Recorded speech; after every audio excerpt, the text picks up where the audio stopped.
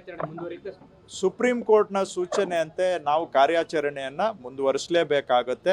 ಯಾಕೆಂದರೆ ಪಾದಾಚಾರಿ ಮಾರ್ಗಗಳಿಗೆ ಫುಟ್ಪಾತಲ್ಲಿ ಓಡಾಡೋರಿಗೆ ಅದು ಓಡಾಡುವಂಥದ್ದು ಸುಪ್ರೀಂ ಕೋರ್ಟು ಹೇಳಿದೆ, ಇದು ಮೂಲಭೂತ ಹಕ್ಕು, ಫಂಡಮೆಂಟಲ್ ರೈಟ್ ಅಂತ ಹೇಳಿ. ಅವ್ರಿಗೆ ಫಂಡಮೆಂಟಲ್ ರೈಟನ್ನು ಕೊಡಿಸ್ಕೊಡುವಂಥ ಜವಾಬ್ದಾರಿ ಸರ್ಕಾರದ ಮೇಲೆ ನಿಗದಿ ಮಾಡಿದೆ. ಆ ಉದ್ದೇಶದಿಂದ ಬೆಂಗಳೂರು ಸುಧಾರಣೆ ಆಗಬೇಕು. ನೋಡಿ, ಎಲ್ಲಿ ನೀವು ಕೈ ಹಾಕಿದ್ರು ಏನೋ ಒಬ್ಬರಿಗೆ ಅನುಕೂಲ ಆದರೆ ಒಬ್ಬರಿಗೆ ತೊಂದರೆ ಆಗುವಂಥದ್ದು ವಾತಾವರಣ ಸಮಾಜದಲ್ಲಿ ಇರುತ್ತೆ. ಬೆಂಗಳೂರಲ್ಲಿ ನೀವು ಎಲ್ಲಿ ಕಸ ಸರಿ ಮಾಡೋಕ್ಕೆ ಕೈ ಹಾಕಿದರೆ ಅಲ್ಲೂ ಕೆಲವ್ರಿಗೆ ತೊಂದರೆ ಆಗುತ್ತೆ. ಉದಾಹರಣೆಗೆ ಹೇಳ್ತಾ ಇದ್ದೇನೆ. ಅಥವಾ ನಾಳೆಯಿಂದ ನಾವು ಈಗ ಏನೋ ಬಿಟ್ಬಿಟ್ಟಿರೋ ಗಾಡಿಗಳು, ಏನು ಯಾರೋ ಬೀಡಾಡಿ ಗಾಡಿಗಳು, ಅಬಂಡಂಟ್ ವೆಹಿಕಲ್ಸು, ಅದನ್ನು ತೆರವು ಮಾಡ್ತೀವಿ ಅಂತ ಹೇಳಿದ್ರೆ ಅದನ್ನು ಬಂದು ಕೆಲವ್ರು ಕೇಳ್ತಾರೆ, ನಾವು ರೋಡ್ ಮೇಲೆ ಗಾಡಿ ಬಿಟ್ಟರೆ ನಿಮ್ಗೇನ್ರಿ ತೊಂದರೆ ಅಂತ. ಎಲ್ಲದಕ್ಕೂ ಪ್ರಶ್ನೆ ಮಾಡೋರು ಇರ್ತಾರೆ. ಅಲ್ಲಿ ಯಾವುದು ಬೆಂಗಳೂರು ಸುಧಾರಣೆ ಆಗಬೇಕು ಅಂದರೆ ಸಲೀಸಾಗಿ ಯಾವುದೂ ಆಗೋದಿಲ್ಲ. ಕೆಲವು ಕಠಿಣ ತೀರ್ಮಾನ ತಗೊಂಡಾಗ ಅದಕ್ಕೆ ಕೆಲವು ಸಂದರ್ಭದಲ್ಲಿ ಕೆಲವರಿಂದ ಪ್ರತಿರೋಧ ಇರುತ್ತೆ.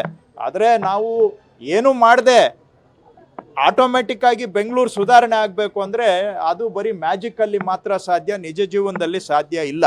ಬೆಂಗಳೂರು ಸುಧಾರಣೆ ಆಗಬೇಕಾದ್ರೆ ಕೆಲವು ಕಠಿಣ ತೀರ್ಮಾನ ತಗೊಳ್ಬೇಕಾಗತ್ತೆ. ಜನಗಳ ಸಹಕಾರವನ್ನು ನಾನು ಕೇಳ್ತಾ ಇದ್ದೇನೆ. ಇದರಲ್ಲಿ ನಮ್ಮದು ಏನು ವೈಯಕ್ತಿಕ ವಿಷಯ ಇಲ್ಲ. ಯಾಕಂದರೆ ನನ್ನನ್ನು ಕೆಲವರು ಭಾಳ ಅಸಹ್ಯವಾಗಿ ಮಾತಾಡಿದ್ದಾರೆ, ಈ ವಿಷಯದಲ್ಲಿ ಅಗೌರವವಾಗಿಯೂ ಕೂಡ ಮಾತಾಡಿದ್ದಾರೆ. ಸಾರ್ವಜನಿಕ ಜೀವನದಲ್ಲಿ, ಪ್ರಜಾಪ್ರಭುತ್ವದಲ್ಲಿ ನಮ್ಮನ್ನು ತೆಗಳ್ಳಿ, ನಮ್ಮನ್ನು ಟೀಕೆ ಮಾಡಲಿ, ಆದರೆ ಮಾತಾಡುವ ಸಭ್ಯತೆಯ ಎಲ್ಲೆಯನ್ನು ಮೀರಿ ಕೂಡ ಮಾತಾಡಿದ್ದಾರೆ.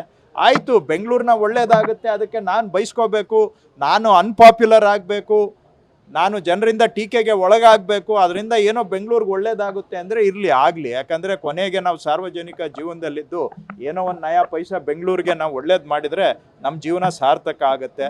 ಅದಕ್ಕೋಸ್ಕರ ನಿಷ್ಠೂರ ಆದರೂ ಪರವಾಗಿಲ್ಲ, ನಾವು ನಿಷ್ಠೂರ ಆಗಿ ಸುಧಾರಣೆ ಮಾಡೋದಕ್ಕೆ ಪ್ರಯತ್ನ ಮಾಡ್ತೇವೆ. ಯಾಕಂದರೆ ಇದರಲ್ಲಿ ಪರ್ಸನಲ್ ಇಂಟ್ರೆಸ್ಟ್ ಅಂತೂ ಏನೂ ಇಲ್ಲ. ನಾಳೆ ಮಾತಾಡ್ತೀನಿ, ಭೇಟಿ ಮಾಡೋಣ. ನಾಳೆ ಹೇಳ್ತೀನಿ, ನಾಳೆ ನೀವು ಬನ್ನಿ, ಲೊಕೇಶನ್ ಹೇಳ್ತೀನಿ, ನಾಳೆ ಅದನ್ನು ನಾನು ಈ ಮುಖ್ಯ ರಸ್ತೆಗಳನ್ನು ನಾವು ಗುರಿಯಾಗಿ ಇಟ್ಕೊಂಡಿದ್ದೇವೆ. ಮುಖ್ಯ ರಸ್ತೆಗಳನ್ನು ಇನ್ನೂ ಮುಂದುವರಿತೇವೆ. ಎಷ್ಟು ದಿನ ಆಗುತ್ತೆ ಹೇಳೋಕ್ಕಾಗೋದಿಲ್ಲ. ಇಲ್ಲಿವರೆಗೂ ಒಂದು 430 ಕಿಲೋಮೀಟರ್ ಅಷ್ಟು ಟ್ಯಾಕಲ್ ಮಾಡಿದ್ದೇವೆ. ಸೊ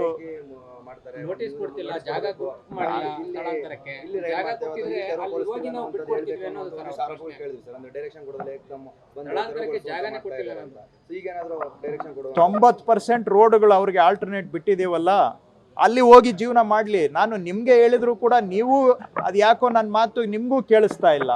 ನಾನು ಏನು ಹೇಳ್ತಾ ಇದ್ದೇನೆ, 90% ರೋಡು ನಿಮಗೆ ವ್ಯಾಪಾರ ಮಾಡೋದಕ್ಕೆ ಮುಕ್ತವಾಗಿದೆ. ಅಲ್ಲಿ ಎಲ್ಲಾದರೂ ಸೆಲೆಕ್ಟ್ ಮಾಡಿಕೊಂಡ್ರು ಮಾಡಿ. ಮೇಯ್ನ್ ರೋಡಲ್ಲಿ ಬಂದು ಸಾರ್ವಜನಿಕರಿಗೆ ತೊಂದರೆ ಮಾಡಿ, ಸಾರ್ವಜನಿಕರಿಗೆ ಜೀವಹಾನಿ ಆದರೂ ಪರವಾಗಿಲ್ಲ, ಮೇಯ್ನ್ ರೋಡಲ್ಲೇ ಮಾಡಬೇಕು ಅಂತ ಹೇಳಿದರೆ ಯಾವ ಕಾನೂನು ಹೇಳುತ್ತೆ? ಸುಪ್ರೀಂ ಕೋರ್ಟ್ನ ಪ್ರಕಾರ ನಾವು ಮಾಡ್ತಾ ಇರೋದು. ನೀವು ಕೂಡ ಈ ರೀತಿಯಾಗಿ ಈಗ ಏನು ಮಾಡಲಿಲ್ಲ ಅಂದರೂ ಟೀಕೆ ಮಾಡ್ತೀರಾ, ಏನಾದರೂ ಮಾಡಿದರೂ ಟೀಕೆ ಮಾಡ್ತೀರಾ.